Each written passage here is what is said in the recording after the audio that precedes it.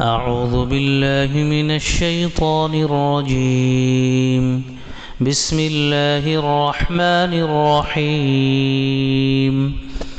الحمد لله الذي أنزل على عبده الكتاب ولم يجعل له عوجا قيما لينذر بأسا شديدا من لدنه ويبشر المؤمنين الذين يعملون الصالحات أن لهم أجرا حسنا ماكثين فيه أبدا وينذر الذين قالوا اتخذ الله ولدا ما لهم به من علم ولا لآبائهم كبرت كلمة تخرج من أفواههم إن يقولون إلا كذبا فلعلك باخع نفسك على آثارهم إن لم يؤمنوا بهذا الحديث أسفا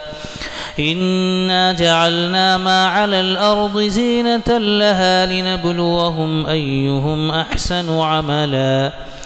وإنا لجاعلون ما عليها صعيدا جرزا أم حسبت أن أصحاب الكهف والرقيم كانوا من آياتنا عجبا إذ أوى الفتية إلى الكهف فقالوا ربنا آتنا من لدنك رحمة وهيئ لنا من أمرنا رشدا فضربنا على آذانهم في الكهف سنين عددا ثم بعثناهم لنعلم أي الحزبين أحصى لما لبثوا أمدا نحن نقص عليك نبأهم بالحق إنهم فتية آمنوا بربهم وزدناهم هدى وربطنا على قلوبهم إذ قاموا فقالوا ربنا رب السماوات والأرض لن ندعو من دونه إلها لقد قلنا إذا شططا هؤلاء قومنا اتخذوا من دونه آلهة لولا يأتون عليهم بسلطان بين فمن أظلم ممن افترى على الله كذبا وإذ اعتزلتموهم وما يعبدون إلا الله فأبوا إلى الكهف ينشر لكم ربكم من رحمته ويهيئ لكم من أمركم مرفقا وترى الشمس إذا طلعت تزاور عن كهفهم ذات اليمين وإذا غربت تقرضهم ذات الشمال وهم في فجوة منه ذلك من آيات الله من يهد الله فهو المهتد ومن يضلل فلن تجد له وليا مرشدا وتحسبهم أيقاظا وهم رقود ونقلبهم ذات اليمين وذات الشمال وكلبهم باسط ذراعيه بالوصيد لو اطلعت عليهم لوليت منهم فرارا ولملئت منهم رعبا وكذلك بعثناهم ليتساءلوا بينهم قال قائل منهم كم لبثتم قالوا لبثنا يوما أو بعض يوم قالوا ربكم أعلم بما لبثتم فبعثوا أحدكم بورقكم هذه إلى المدينة فلينظر أيها أزكى طعاما فليأتكم برزق منه وليتلطف ولا يشعرن بكم أحدا إنهم إن يظهروا عليكم يرجموكم أو يعيدوكم في ملتهم ولن تفلحوا إذا أبدا وكذلك أعثرنا عليهم ليعلموا أن وعد الله حق وأن الساعة لا ريب فيها إذ يتنازعون بينهم أمرهم فقالوا ابنوا عليهم بنيانا ربهم أعلم بهم قال الذين غلبوا على أمرهم لنتخذن عليهم مسجدا سيقولون ثلاثة رابعهم كلبهم ويقولون خمسة سادسهم كلبهم رجما بالغيب ويقولون سبعة وثامنهم كلبهم قل ربي أعلم بعدتهم ما يعلمهم إلا قليل فلا تمار فيهم إلا مراء ظاهرا ولا تستفت فيهم منهم أحدا ولا تقولن لشيء إني فاعل ذلك غدا إلا أن يشاء الله واذكر ربك إذا نسيت وقل عسى أن يهديني ربي لأقرب من هذا رشدا ولبثوا في كهفهم 300 سنين وازدادوا 9 قل الله أعلم بما لبثوا له غيب السماوات والأرض أبصر به وأسمع ما لهم من دونه من ولي ولا يشرك في حكمه أحدا واتل ما أوحي إليك من كتاب ربك لا مبدل لكلماته ولن تجد من دونه ملتحدا واصبر نفسك مع الذين يدعون ربهم بالغداة والعشي يريدون وجهه ولا تعد عيناك عنهم تريد زينة الحياة الدنيا ولا تطع من أغفلنا قلبه عن ذكرنا واتبع هواه وكان أمره فرطا وقل الحق من ربكم فمن شاء فليؤمن ومن شاء فليكفر إنا أعتدنا للظالمين نارا أحاط بهم سرادقها وإن يستغيثوا يغاثوا بماء كالمهل يشفي الوجوه بئس الشراب وساءت مرتفقا إن الذين آمنوا وعملوا الصالحات إنا لا نضيع أجر من أحسن عملا أولئك لهم جنات عدن تجري من تحتهم الأنهار يحلون فيها من أساور من ذهب ويلبسون ثيابا خضرا من سندس واستبرق متكئين فيها على الأرائك نعم الثواب وحسنت مرتفقا واضرب لهم مثل الرجلين جعلنا لأحدهما جنتين من أعناب وحففناهما بنخل وجعلنا بينهما زرعا كلتا الجنتين آتت أكلها ولم تظلم منه شيئا وفجرنا خلالهما نهرا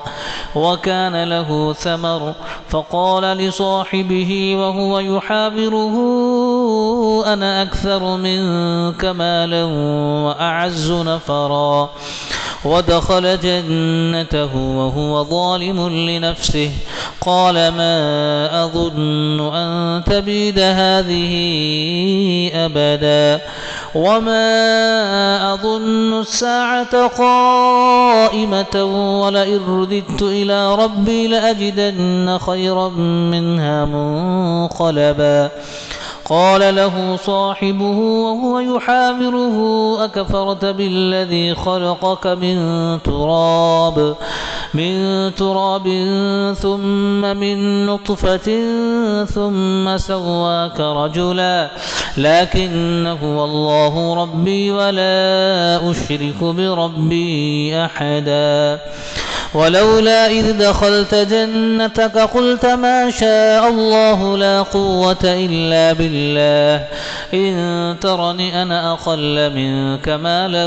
وولدا فعسى ربي أن يؤتيني خيرا من جنتك ويرسل عليها حسبانا من السماء فتصبح صعيدا زلقا أو يصبح ماؤها غورا فلن تستطيع له طلبا. وأحيط بثمره فأصبح يقلب كفيه على ما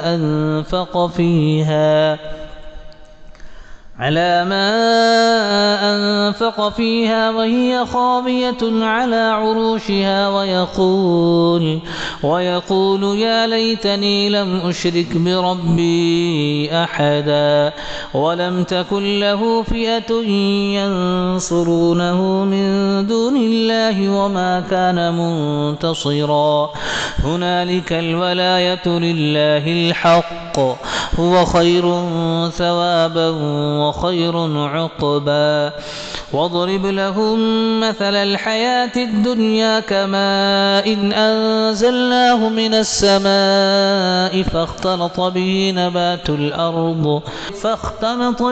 نبات الأرض فأصبح هشيما تذروه الرياح وكان الله على كل شيء مقتدرا.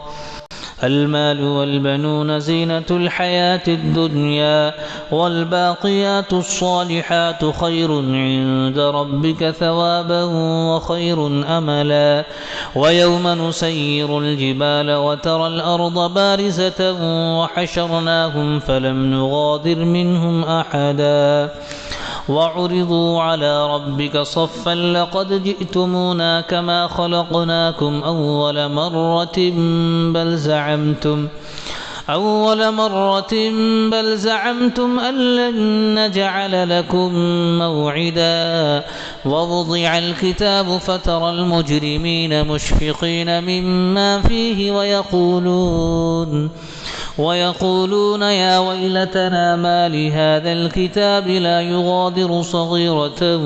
ولا كبيرة إلا أحصاها ووجدوا ما عملوا حاضرا ولا يظلم ربك أحدا. وإذ قلنا للملائكة اسجدوا لآدم فسجدوا إلا إبليس كان من الجن ففسق عن أمر ربه أفتتخذونه وذريته أولياء من دوني وهم لكم عدو بئس للظالمين بدلا. ما أشهدتهم خلق السماوات والأرض ولا خلق أنفسهم وما كنت متخذ المضلين عضدا. ويوم يقول نادوا شركائي الذين زعمتم فدعوهم فلم يستجيبوا لهم وجعلنا بينهم موبقا. ورأى المجرمون النار فظنوا أنهم مواقعوها ولم يجدوا عنها مصرفا. ولقد صرفنا في هذا القرآن للناس من كل مثل وكان الإنسان أكثر شيء جدلا. وما منع الناس أن يؤمنوا إذ جاءهم الهدى ويستغفروا ربهم إلا أن تأتيهم سنة الأولين أو يأتيهم العذاب قبلا. وما نرسل المرسلين إلا مبشرين ومنذرين ويجادل الذين كفروا بالباطل ليدحضوا به الحق واتخذوا آياتي وما أنذروا هزوا ومن أظلم ممن ذكر بآيات ربه فأعرض عنها ونسي ما قدمت يداه إنا جعلنا على قلوبهم أكنة أن يفقهوه وفي آذانهم وقرا وإن تدعوهم إلى الهدى فلن يهتدوا إذا أبدا وربك الغفور ذو الرحمة لو يؤاخذهم بما كسبوا لعجل لهم العذاب بل لهم موعد لن يجدوا من دونه موئلا وتلك القرى أهلكناهم لما ظلموا وجعلنا لمهلكهم موعدا وإذ قال موسى لفتاه لا أبرح حتى أبلغ مجمع البحرين أو أمضي حقبا فلما بلغا مجمع بينهما نسيا حوتهما فاتخذ سبيله في البحر سربا فلما جاوزا قال لفتاه آتنا غداءنا لقد لقينا من سفرنا هذا نصبا قال أرأيت إذ أوينا إلى الصخرة فإني نسيت الحوت وما أنسانيه إلا الشيطان أن أذكره واتخذ سبيله في البحر عجبا قال ذلك ما كنا نبغي فارتدا على آثارهما قصصا فوجدا عبدا من عبادنا آتيناه رحمة من عندنا وعلمناه من لدنا علما قال له موسى هل أتبعك على أن تعلمني مما علمت رشدا قال إنك لن تستطيع معي صبرا وكيف تصبر على ما لم تحط به خبرا قال ستجدني إن شاء الله صابرا ولا أعصي لك أمرا قال فإن اتبعتني فلا تسألني عن شيء حتى أحدث لك منه ذكرا فانطلقا حتى إذا ركبا في السفينة خرقها قال أخرقتها لتغرق أهلها لقد جئت شيئا إمرا قال ألم أقل إنك لن تستطيع معي صبرا قال لا تؤاخذني بما نسيت ولا ترهقني من أمري عسرا فانطلقا حتى إذا لقيا غلاما فقتله قال أقتلت نفسا زكية بغير نفس لقد جئت شيئا نكرا قال ألم أقل لك إنك لن تستطيع معي صبرا قال إن سألتك عن شيء بعدها فلا تصاحبني قد بلغت من لدني عذرا فانطلقا حتى إذا أتيا أهل قرية استطعما أهلها فأبوا أن يضيفوهما فوجدا فيها جدارا يريد أن ينقض فأقامه قال لو شئت لاتخذت عليه أجرا قال هذا فراق بيني وبينك سأنبئك بتأويل ما لم تستطع عليه صبرا أما السفينة فكانت لمساكين يعملون في البحر فأردت أن أعيبها وكان وراءهم ملك يأخذ كل سفينة غصبا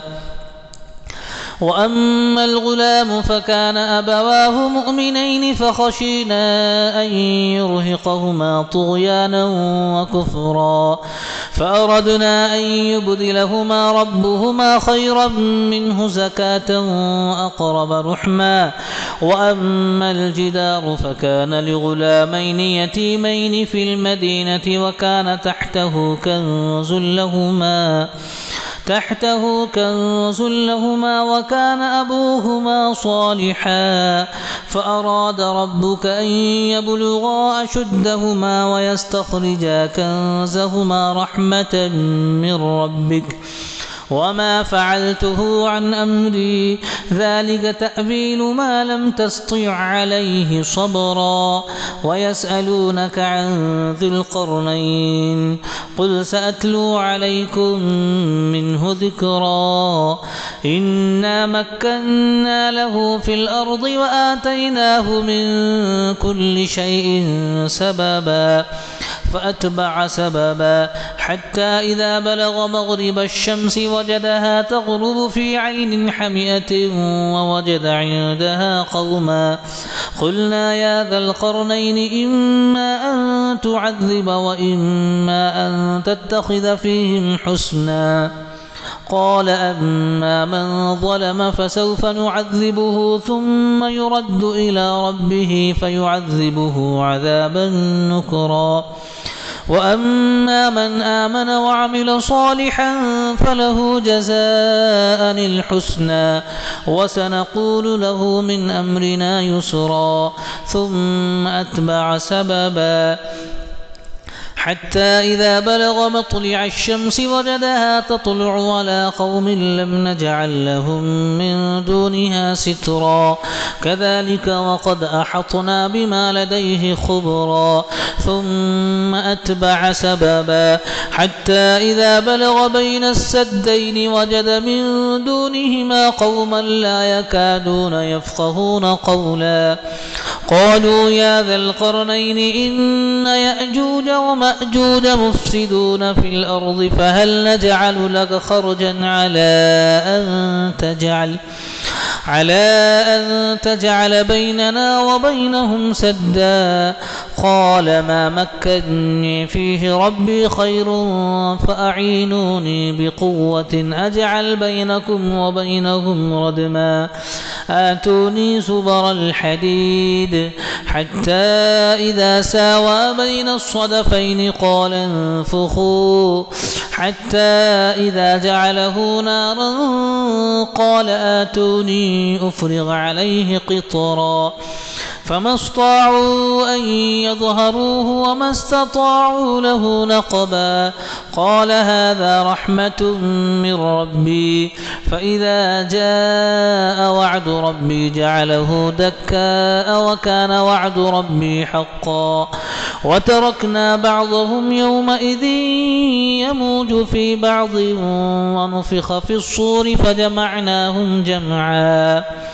وعرضنا جهنم يومئذ للكافرين عرضا الذين كانت أعينهم في غطاء عن ذكري وكانوا لا يستطيعون سمعا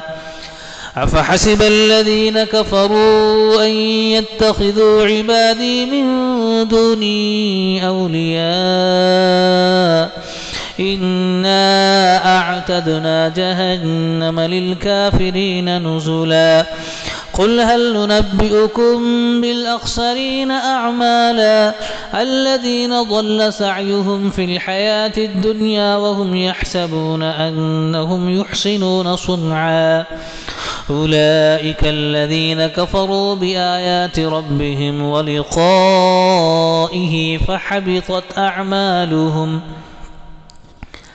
فحبطت أعمالهم فلا نقيم لهم يوم القيامة وزنا ذلك جزاؤهم جهنم بما كفروا واتخذوا آياتي ورسلي هزوا